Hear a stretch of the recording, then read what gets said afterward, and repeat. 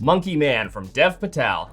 It's an action film about a broken man looking to fight the corrupt powers that ruined him. In this movie, we follow a man referred to as Kid, played by director Dev Patel. He's a skilled fighter who we see getting paid to throw fights in a grimy underground fight club while wearing a monkey mask. Through an elaborate series of job changes, he inches himself closer and closer to some corrupt people in an attempt to settle a score with his fists. I am reluctant to say any more about the plot than that, just because of how little we know for a good portion of the movie. The whole reason why he's doing everything slowly starts to come to light, kind of like a slow burn, but I don't think it's a spoiler to say that at its core, there is one driving force in this movie, and that is vengeance. It's about a man with absolutely nothing to lose because he's already lost it. So he aims to punish those who took that from him, and in the process, stand up for all the lives ruined by corruption and tyranny. The standout of this movie is the action. The long scenes of this guy wrecking faces are the reason to go see this movie.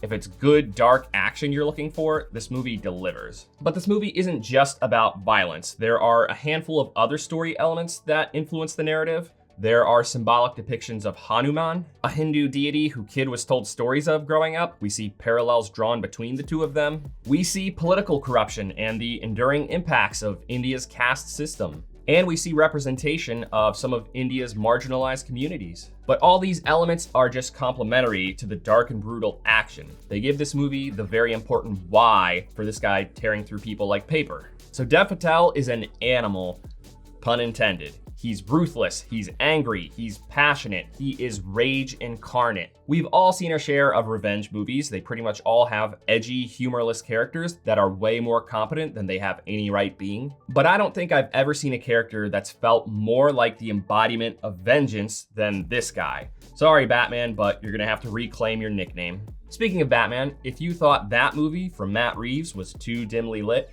you might get a little bit frustrated with this one. There's a good chunk of this movie that might leave you wondering if the gaffer just didn't bring enough lights to set, because there were some parts of the movie that were a bit hard to see. And to make things even harder, this movie uses way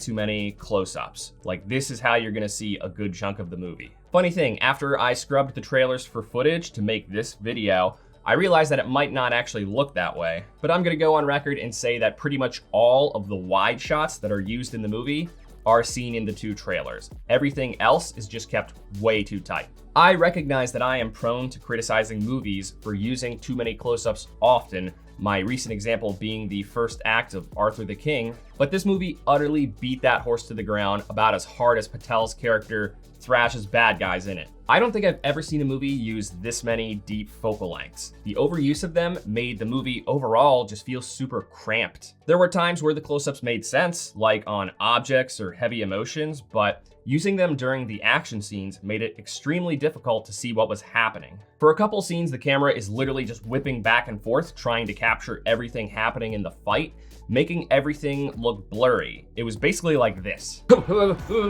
Action, here I am. So if there are any lessons learned from Dev Patel's directorial debut, I really hope that the importance of wide shots is at the top of that list. It's otherwise a strong filmmaking debut. It was able to incorporate a lot of compelling story elements that don't just feel empty when compared to the violence. Some elements of the story felt a bit disjointed just because of underuse, like the Hijra being involved in the plot. For those unaware, the Hijra are a community of trans people in India. I really liked their involvement in the story, though they just felt a bit adjacent to the revenge plot and not necessarily intertwined with it. But it was still appreciated that the movie took a break from constant pummeling to flesh out some backstory and give our character some humanity by giving him something to fight for beyond himself. Things do feel a bit bogged down near the end of the second act, but the excitement comes back tenfold with a dynamite third act. There is no better way to describe the climax of the film than just